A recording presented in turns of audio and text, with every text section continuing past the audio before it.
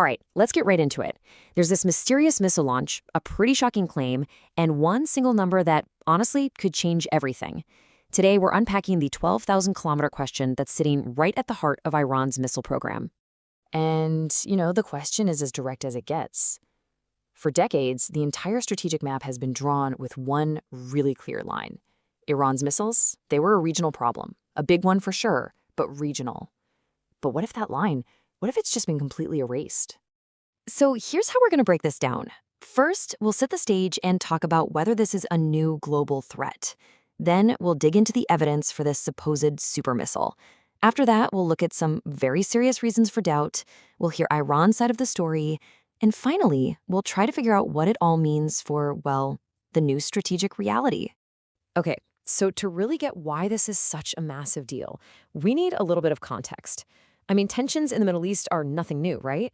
But what we've seen recently is that even the most advanced air defense systems in the region can be totally overwhelmed. A weapon that just bypasses all of that to threaten the U.S. directly, that's a whole different ballgame.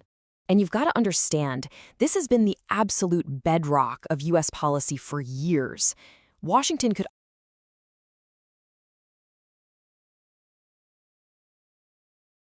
operate with this certainty that whatever happened over there, the American homeland itself was out of reach. So a credible threat against the U.S. mainland would just fundamentally upend that entire calculation. So what exactly is this new threat? Let's build the case for what some media reports are calling the Khorramshahr-5, which is supposedly an intercontinental ballistic missile, or ICBM.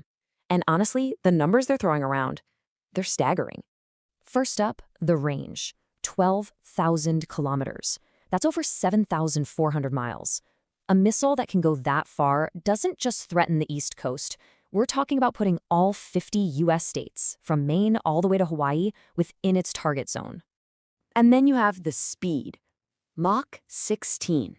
That is 16 times the speed of sound. A weapon moving that fast is incredibly, incredibly difficult to track, let alone intercept. It would be a major challenge for pretty much any missile defense system out there. And finally, the payload. The missile can reportedly carry a 2,000-kilogram conventional warhead. To put that into perspective for you, that's like taking a big SUV, packing it completely full of explosives, and then delivering it anywhere in the world. So you put those three numbers together and they paint a picture of a truly strategic weapon. And look, this isn't just speculation from random corners of the internet. This quote from a senior Iranian member of parliament, Mohsen Zangana, was seen as the first official-level acknowledgement of a major new test. It really added a layer of official weight to all the rumors flying around.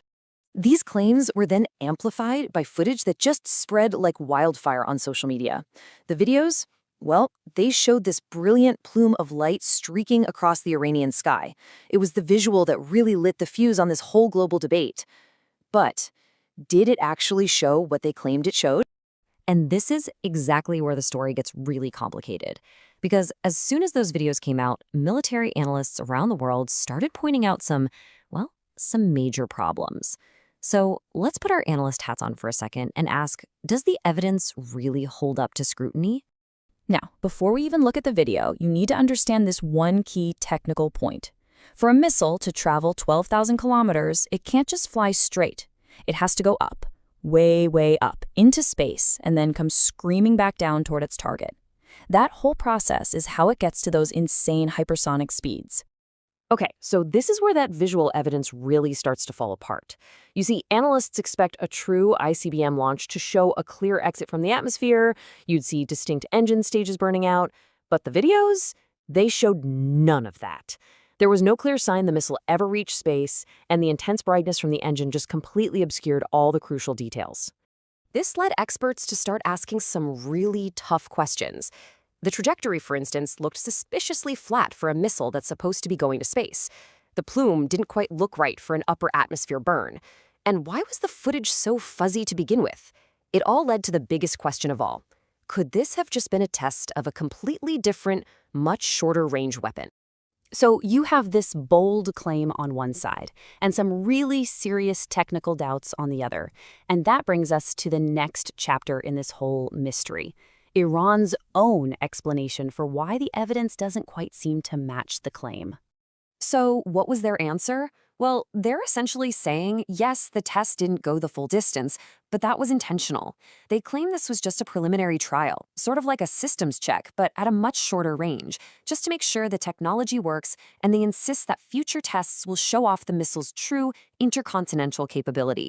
So, whether this missile is real, or a work in progress, or maybe even a complete bluff, maybe that's not even the most important question anymore. Because just by making the claim, the situation has already been changed. And that brings us to the new strategic reality and why the claim alone matters so much. And here's the bottom line, the crucial point. The simple act of making the claim creates a brand new reality. Military planners in the US and in allied nations now have to seriously consider the possibility of an Iranian ICBM, and that forces a whole recalculation of defense priorities.